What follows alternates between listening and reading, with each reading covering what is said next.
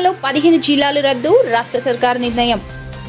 గత ప్రభుత్వం 10 జిల్లాలను 33 జిల్లాలకు పెంచింది. కేసీఆర్ స్వార్థం కోసం ఆయన లక్కీ నెంబర్ కలిసి వచ్చేలా 33 జిల్లాలుగా మార్చారు. అసంబంధంగా శాస్త్రీయంగా పాత జిల్లాలను ఇష్టారీతిగా విభజన చేశారు. రాష్ట్రంలో కొన్ని జిల్లాలలో 1.5 నియోజకవర్గం ఉండడమే ఇందుకు నిదర్శనం.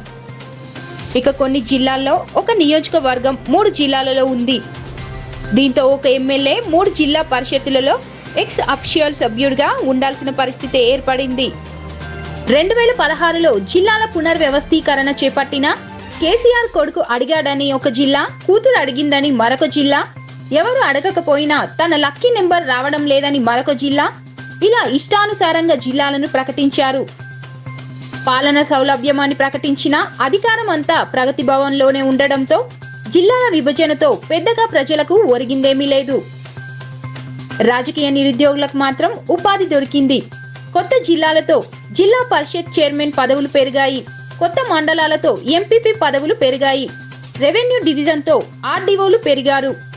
ఇవి మినహా ఏమీ మారలేదు.